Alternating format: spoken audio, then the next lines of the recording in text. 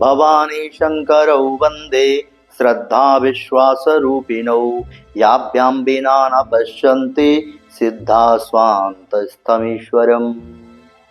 ओम नमः शिवाय। हर हर महादेव।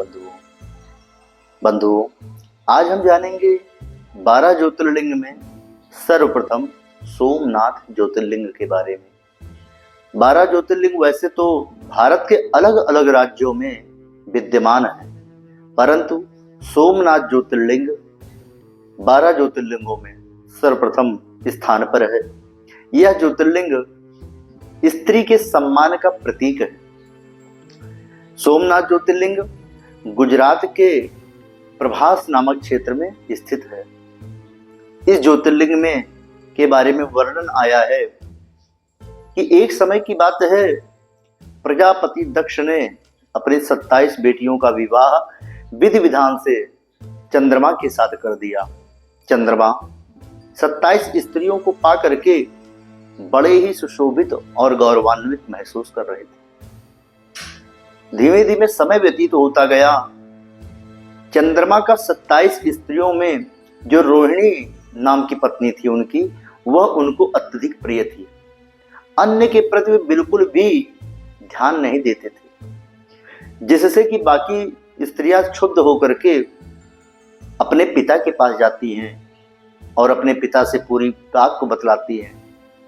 प्रजापति दक्ष बड़े ही दुखी होते हैं, अपनी बेटियों का दुख नहीं देख पाते हैं। चंद्रमा के पास जाते हैं, चंद्रमा को कई बार समझाते हैं, विभिन्न प्रकार से समझाते हैं।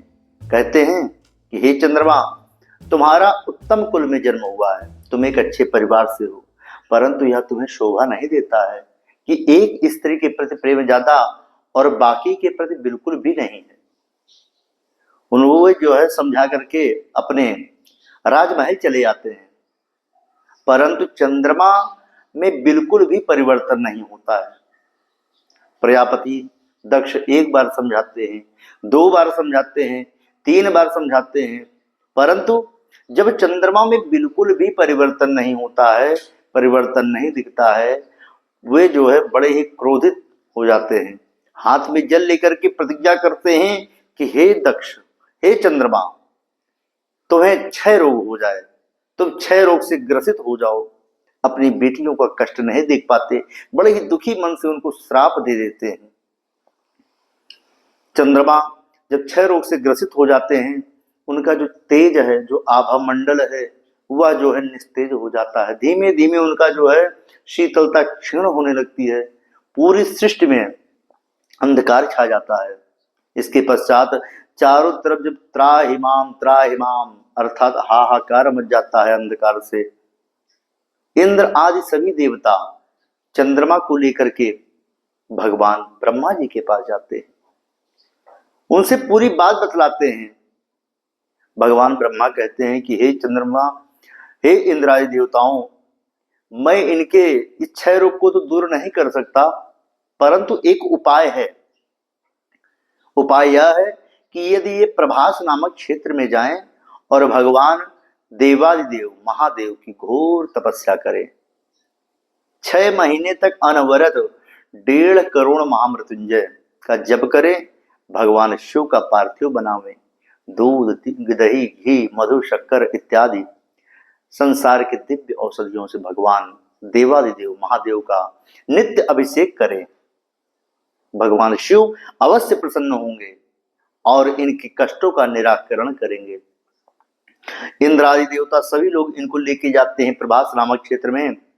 चंद्रमा वहां पर एक पैर पर खड़े होकर के अनवरत भगवान शिव की घोर आराधना करते हैं, पार्थिव बनाते हैं, अभिषेक करते हैं, भगवान शिव की निष्ठा पूर्वक जप करते हैं, तप करते हैं। उस व्रत और तप के प्रभाव से देवादिदेव महादेव उस ज्योतिर्लिंग में, उस पार्थिव में प्रकट होते हैं और कहते हैं कि हे चंद्र, मैं तुम्हारी तपश्चर्या से प्रसन्न हूं, वरदान मांगो, क्या मांगना चाहते हो। चंद्रमा अपने नेत्रों को खोलते हैं, उनके नेत्र चौंधिया जाते हैं, शिव जी को नहीं देख पाते हैं और कहते हैं, तुरंत अपने नेत्रों को बंद कर लेते हैं। कहते हैं कि मृत्युंजय महारुद्र त्राहि मां शरणागतम जन्म मृत्यु जरा रोगैः पीड़ितम कर्म बंधनैः। हे महादेव, आपके अंदर अनंत कोटि सूर्यों के समान आपके अंदर में तेज है, अनंत मेरे जैसे चंद्रमा के समान आपके अंदर में शीतलता है, करोड़ों समुद्रों के समान आपके अंदर में गहराई है। हे महादेव, मैं आपके इस दिव्य और अलौकिक स्वरूप का दर्शन नहीं कर पा रहा हूं। हे प्रभु, आप मुझे दिव्य ज्योत प्रदान करें, दिव्य दृष्टि प्रदान करें, जिससे कि मैं आपका दर्शन पा सकूं। भगवान शिव महादेव इतने दयालु हैं, इतने कृपालु हैं कि अपने भक्त के सर पर हाथ ऐसे फेरते हैं चंद्रमा के ऊपर, उनको दिव्य दृष्टि प्रदान हो जाती है। इस प्रकार से जब दिव्य दृष्टि प्रदान होती है तो उनको भगवान शिव के और माता पार्वती के चरण कमलों में दंडवत प्रणाम करते हैं, पूरा अपना दुख, अपना वृत्तांत बतलाते हैं कि कैसे हमारे ससुर ने हमको श्राप दिया, हमने क्या क्या कृत्य किया। भगवान शिव कहते हैं कि हे चंद्रमा, मैं तुम्हारे श्राप को खत्म तो नहीं कर सकता, परंतु उस श्राप में संशोधन अवश्य कर सकता हूं। वो क्या? क्योंकि तुम एक पक्ष में बढ़ोगे और एक पक्ष में घटोगे। महीने में 2 पक्ष होगा, एक शुक्ल पक्ष और एक कृष्ण पक्ष। अमावस्या को तुम जो है पूर्ण रूप से छिप जाओगे, बिल्कुल अंधकार व्याप्त हो जाएगा, परंतु पूर्णिमा में पूर्ण रूप से दिखोगे, अर्थात तुम्हारा पूरी तरीके से विलय नहीं होगा, तुम बने रहोगे अनवरत। इस प्रकार से भगवान महादेव प्रसन्न होकर के कहते हैं कि आज से तुम जो है सोमेश्वर के नाम से जाने जाओगे।